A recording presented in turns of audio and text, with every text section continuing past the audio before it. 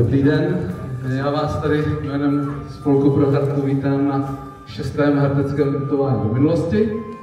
Tentokrát nebudeme putovat geograficky po Hartě, ale budeme putovat víceméně jenom časem.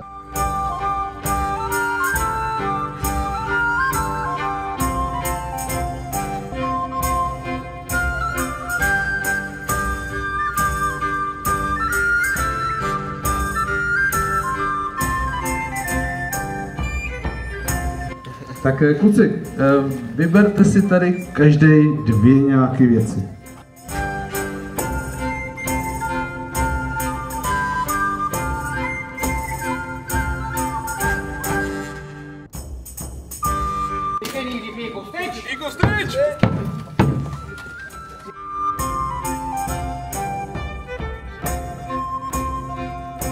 Tak, ne, radši ne.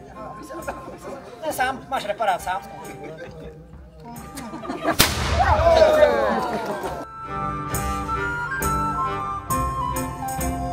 Zamířit!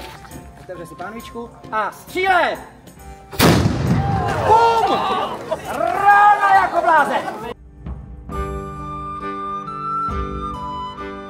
Další program bude následující. Kdo by měl zájem projít některé prostory tady současného zámku, tak paní Šírová z Městského úřadu bude k dispozici a tady spolu s Jakubem by ukázala některé prostory.